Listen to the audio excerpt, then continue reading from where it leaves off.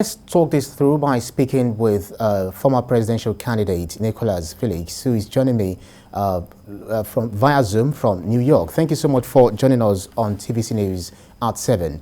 Well, this as the issue of the president not withholding his assent to the Electoral Act Amendment Bill has really sent a lot of tongues wagging.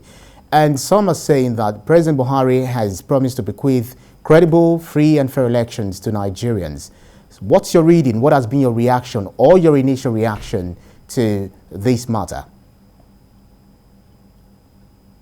First of all, thank you for having me tonight, and I appreciate the opportunity to be able to address this issue. Right. It is quite sad that at this point we think the president is democratic. The president has refused to sign this bill because the president is not a democratic president. Let's be very clear. What is in this bill, apart from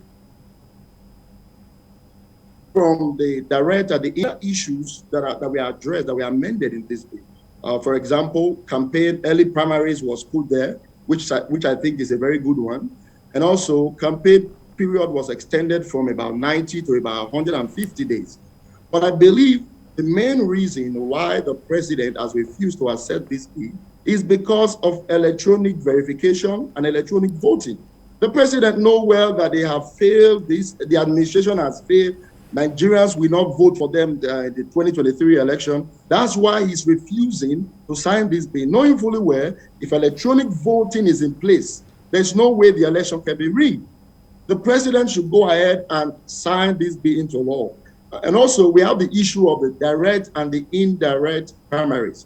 Now you see that the governors are siding the president because indirect primaries is going to favor the governors.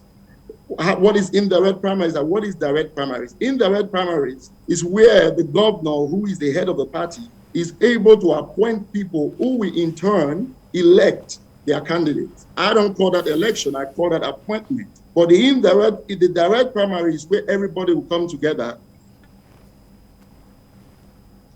and begin the process fully aware that if these are put in place, there's no how they will be able to bring the election. That's why President Muhammadu Buhari has refused to accept this bill. And as you all know, the National Assembly have the constitutional power to veto this bill. If Right. they're hearing, I want to urge them to go ahead and get this bill passed. Right, that's where a lot of Nigerians are looking, forward to, because they believe that this has already been provided for in the Nigerian Constitution. Talk about Section 58, subsection 4 and 5, and some are saying, well, with what we have, it looks like based on analyses here and there, it looks like a lot of people who have been saying the Senate the National Assembly is a rubber stamp. They might not do anything as regards this. They will just allow the matter to be laid to rest and allow us to use the current constitution to conduct the 2023 general election. So are you hopeful that the National Assembly might override or veto, this bill and ensure that it's passed? First of all, we have to commend them for passing the bill. I know at the beginning the Senate wanted direct and indirect, which was kind of confusing. And for them to be able to come together and be able to pass this bill, I think I'm very hopeful that they are going to veto this bill. Ahead as of today, about 75 senators have been moving to get this bill vetoed. Hopefully, they don't bend to the wish and to the demand of the president and just let this slide. We need this bill to be signed. We have to have a free and fair election in 2023.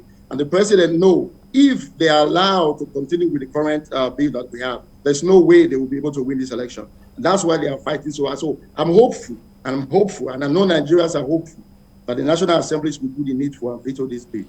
Well, there are many provisions in this bill, but isn't it unfortunate that the issue of direct primaries has overshadowed the relevance of this bill? Could this be a sort of setback to the Independent National Electoral Commission? Yeah, the direct and the indirect primaries is what is going to affect them. Now, there are other things in the bill, like, extending primary election, extending the campaign time, which is good for the candidates. But however,